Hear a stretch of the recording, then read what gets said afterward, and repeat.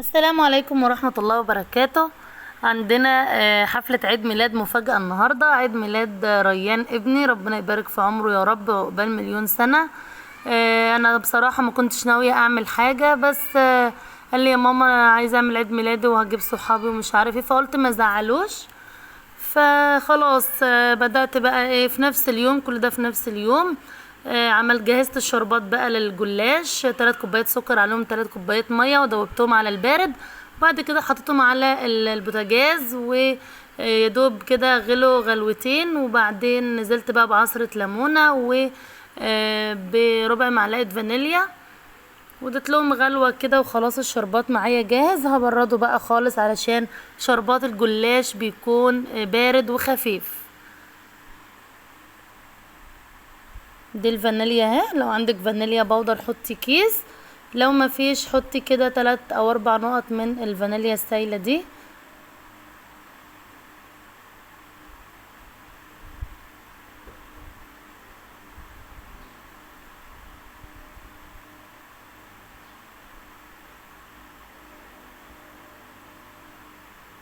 الشربات بتاعي لونه فتح اهوت وبقى زي الفل.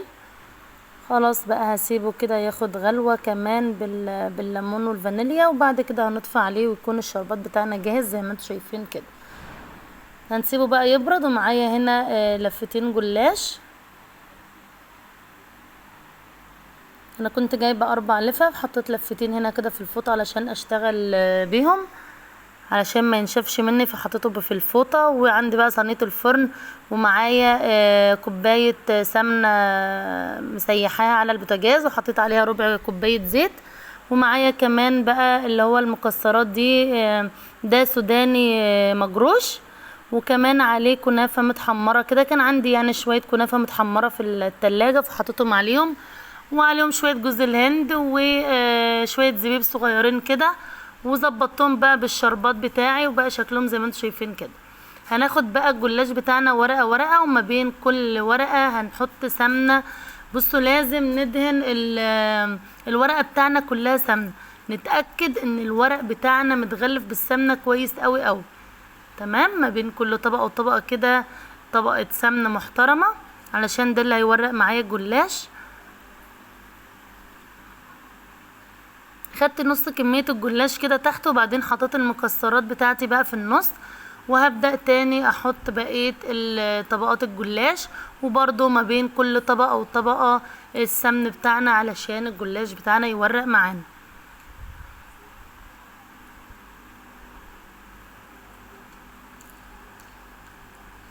الجلاش بتاعي ما كانش مظبوط قوي، يعني الجلاش كان يعني كان متكسر كده شوية، بس الحاجات اللي هي المتقطعه والمتكسره معايا دي بحطها في النص فما بتبانش، وطلع معايا زي الفل ومية فل وعشرة، الحمد لله ظبط يعني.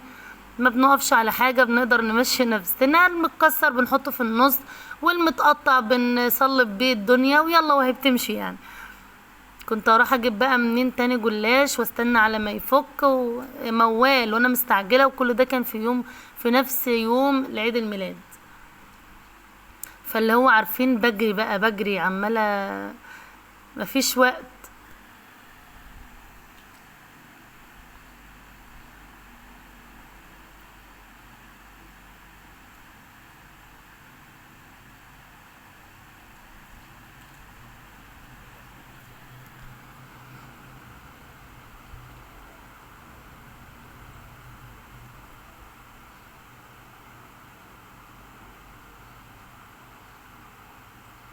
خلاص كده خلصنا طبقات الجلاش بتاعنا، هنبدأ نقطعه بقى. هقطعه بالطول كده الأول، قطعته 4 كده بالطول، وبعدين هاجي بالعرض برضو اقطعهم 4، بس يعني ايه، حاولي تخلي التقطيع قد بعضها كده والمسافات مظبوطة قد بعضها. بعد ما قطعته كده بقى مربعات، هاجي على كل مربع واقطعه 2 مثلثات كده زي ما انتوا شايفين.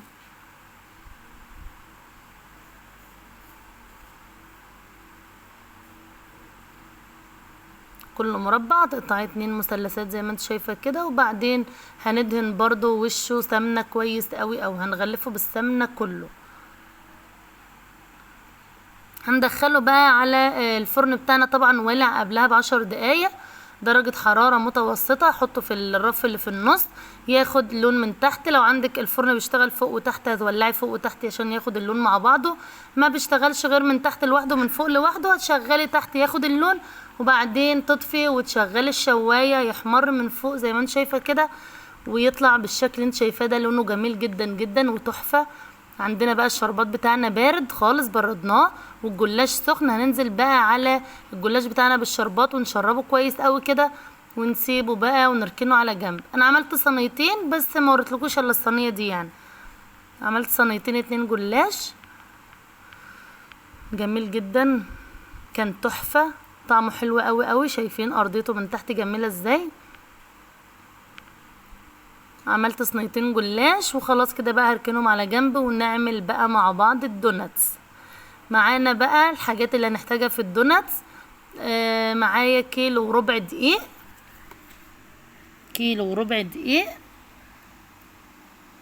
وعندي زبدة تقريبا حطيت 200 جرام زبدة، و4 بيضات، وكمان نص كيلو لبن، ومعلقة كبيرة فانيليا سايلة. لو مفيش حطي 2 من اللي هما البكاوي دول. ومعايا 100 جرام سكر، وذرة ملح كده صغيرة، يعني معلقة صغيرة ملح، وكيسين خميرة فورية، الكيس 10 جرام، يعني معايا 20 جرام خميرة فورية. بس هي دي مكونات الدوناتس. بس كده. اول حاجة هنعملها بقى، هجيب العجان بتاعي كده وهنزل بالحاجات السايلة كلها. هنزل باللبن، قلنا 500 جرام لبن، نص كيلو او كوبايتين كبار، تمام. وننزل بقى بالاربع بيضات والسكر والفانيليا والخميرة، وهندوبهم كويس قوي مع بعض.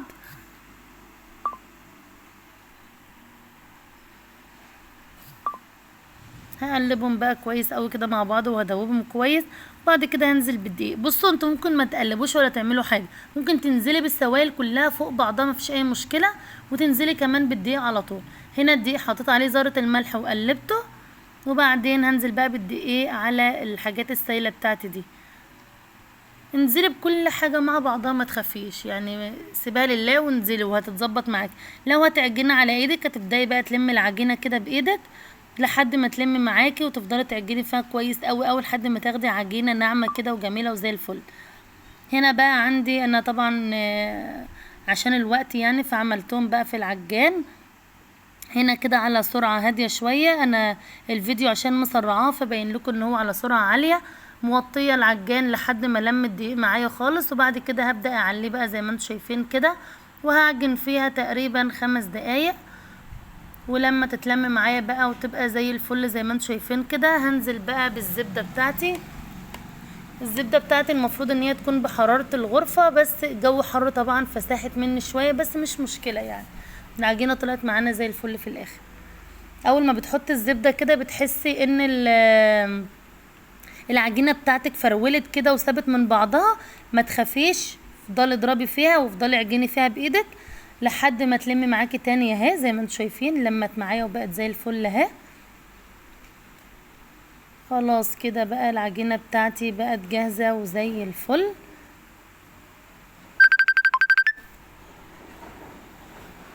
تمام. هنجيب بقى طبق كده او بوله غويطه وهنرشها شويه دقيق كده، وننزل بقى بالعجينه بتاعتنا بتاعت الدوناتس ونسيبها تخمر لمده ساعه.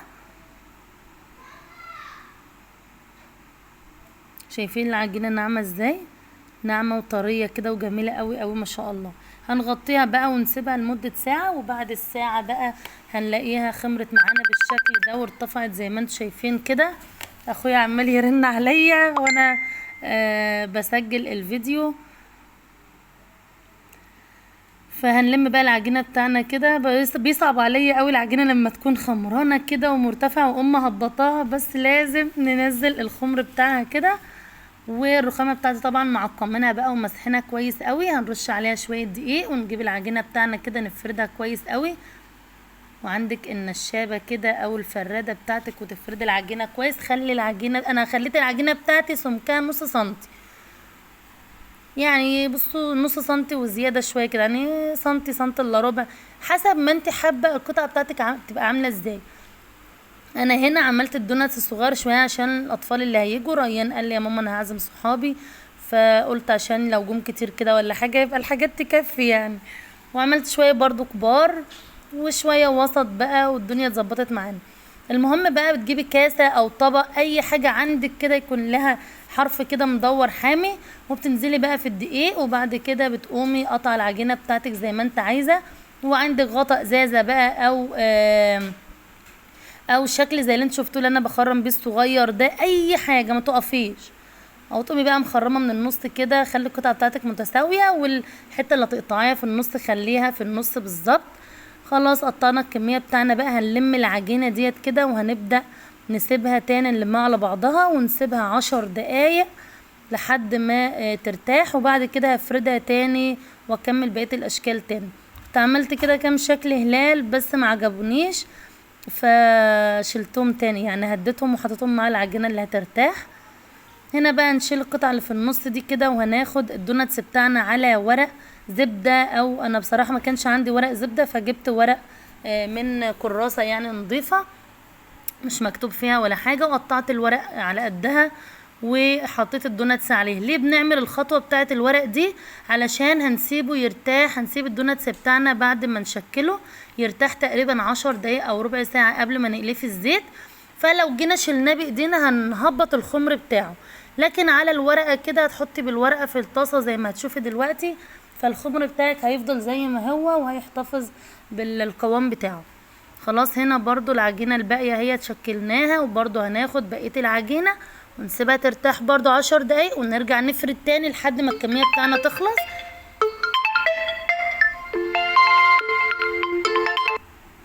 زي ما انتوا شايفين كده. هبدأ بالورقة كده، الزيت بتاعي هختبره كده بحتة صغيرة، مجرد بس ما يغلي كده وتحس انها عملت فقاعات صغيرة تنزلي بالدوناتس بتاعك وتهدي النار،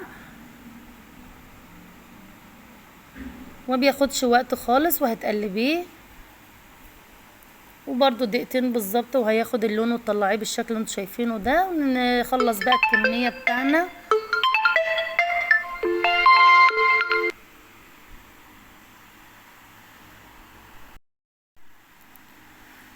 خلاص كده بقى هنقلي الكمية بتاعنا كلها زي ما انتوا شايفين كده. دايما نظبط الزيت بتاعنا ونظبط الحرارة بتاعته كده، ونهدي النار شوية علشان ما يتحرقش مني وهو لسه جوه مستواش. فكل مرة بحط فيها الدوناتس بختبر الزيت كده وبهديه شوية علشان ما ياخدش اللون بسرعة من غير ما يستوي. خلاص كده بقى نخلص الكمية بتاعتنا كلها زي ما انتوا شايفين كده. شايفين بالورقة بشيلها بالورقة واقلبها في الزيت، والخمر بتاعها بيفضل زي ما هو. هنا بقى عندي الشوكولاتة اللي هنزين بيها الدوناتس.